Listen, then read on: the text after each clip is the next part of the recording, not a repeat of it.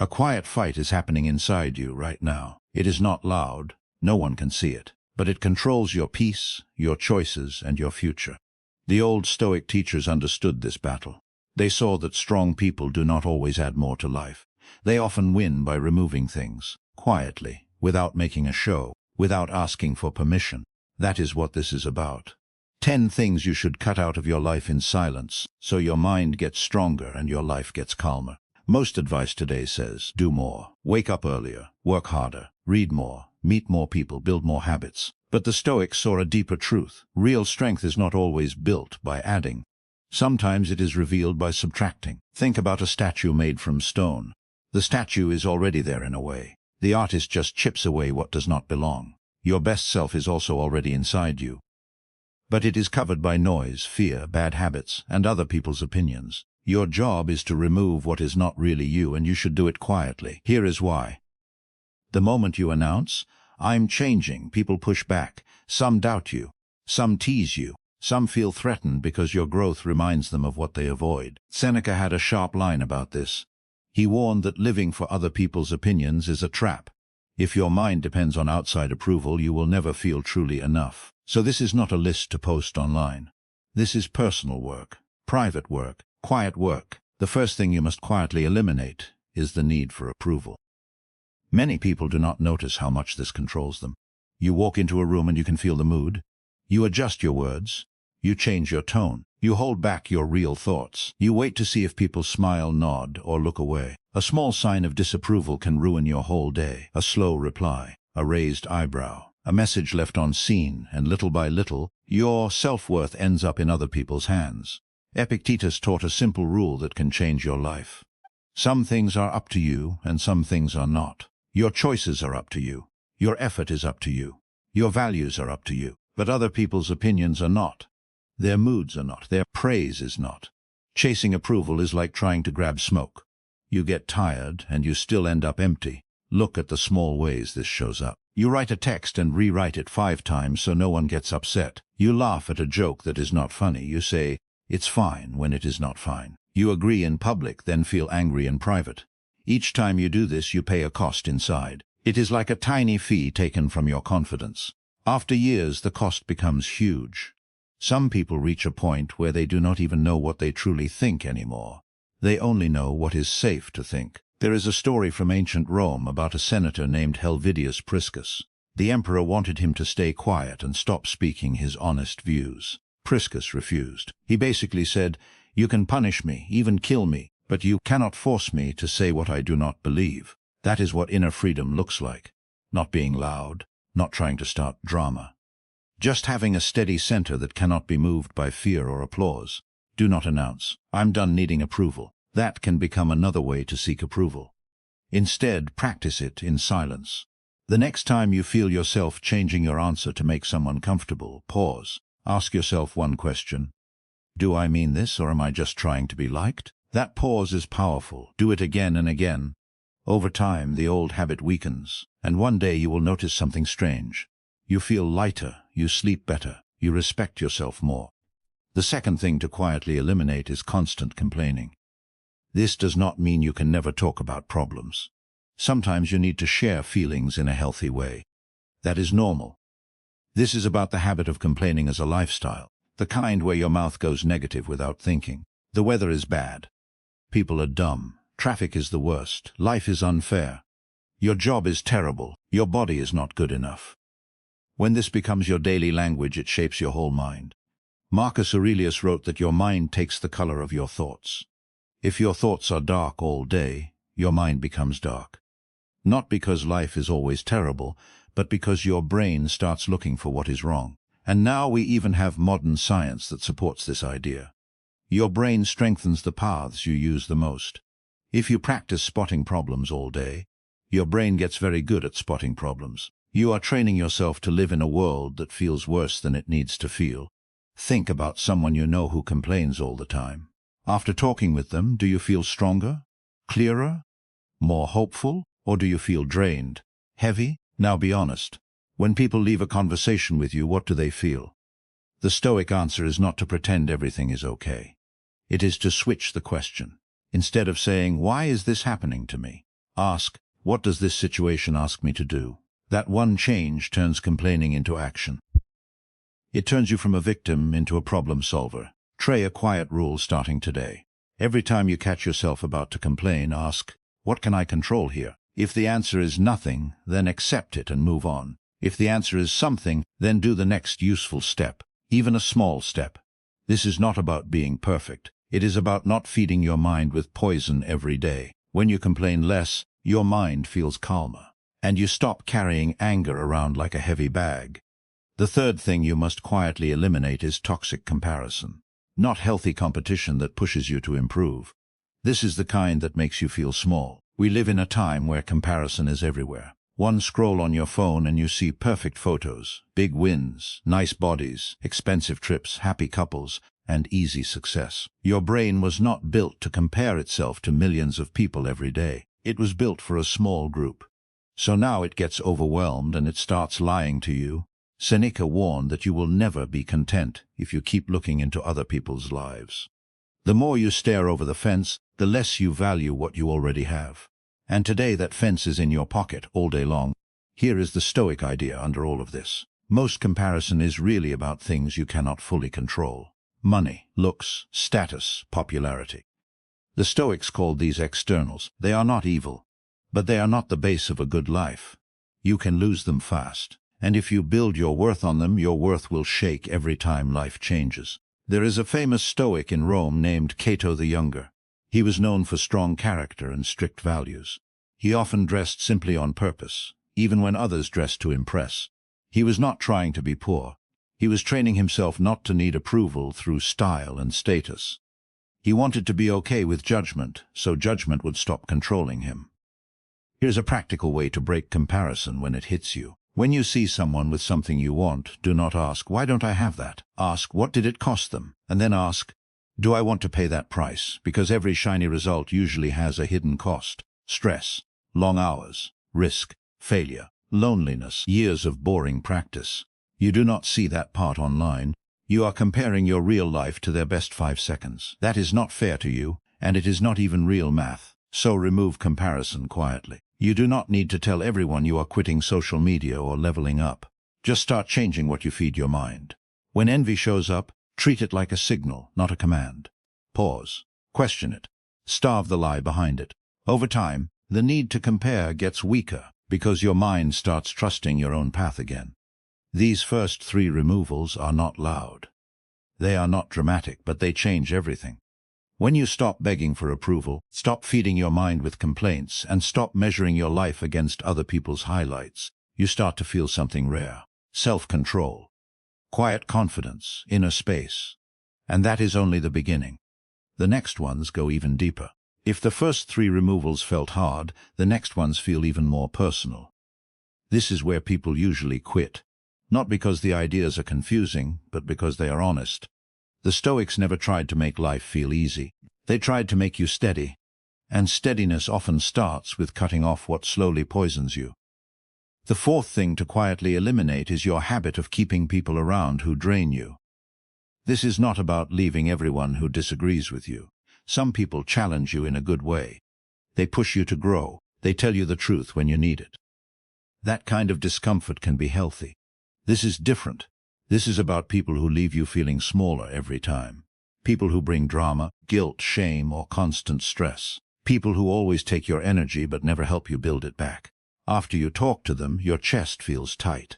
Your mind races. You doubt yourself. That is not friendship. That is slow damage. Marcus Aurelius wrote that you will meet selfish, rude, and dishonest people. He reminded himself not to copy their behavior. He could not always avoid them, but he could protect his mind from them. In your life, you often have more choice than a Roman emperor did. You do not have to keep someone close just because you have known them for a long time. You do not have to stay connected out of guilt. Time is not endless, and your attention is not free. Here is a quiet test you can do. Think of the 5 people you spend the most time with. After time with each person, how do you usually feel? More calm or more tense? More confident or more unsure? More like yourself or like you are acting? You do not need a big fight. You do not need a dramatic speech. Just start moving your time. Give more time to the people who help you grow. Give less time to the people who keep you stuck. Some connections will fade on their own when you stop feeding them. That is not cruel, that is maturity. Even nature lets go of what no longer fits the season. The fifth thing to quietly eliminate is the automatic grip your phone has on your mind, not the phone itself. The problem is the way it pulls your attention without asking. You pick it up for one reason, then suddenly 10 minutes are gone. You check one message, then you scroll. Your brain gets trained to chase the next little hit of excitement, and slowly you lose the skill of deep focus. You lose patience, you lose silence, you lose the ability to sit with your own thoughts. The Stoics cared a lot about the state of the mind. They saw the mind like a strong fort. If your mind is guarded, you can stay calm even when life is loud. But what happens when you hand your attention to apps designed to keep you hooked? Your focus becomes scattered, your mood becomes easier to control. Not by you, but by whatever pops up on the screen. This does not mean you must throw your phone away. The Stoics did not hate tools. They hated slavery to tools. The quiet fix is simple. Make small spaces where the phone does not enter.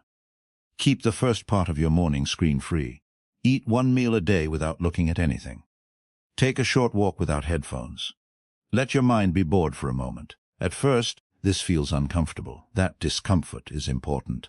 It shows how used you are to noise. If silence makes you nervous, that is a sign you have been using distraction to avoid yourself. Take your attention back, little by little. Your mind becomes calmer when it is not being pulled in 10 directions. The sixth thing to quietly eliminate is the victim role. This one needs care. Bad things happen. Real harm is real. Loss is real. Abuse is real. Betrayal is real. The Stoics never said, just pretend it didn't hurt. That is not strength. That is denial. The danger is when pain becomes your full identity. When your past becomes your main story.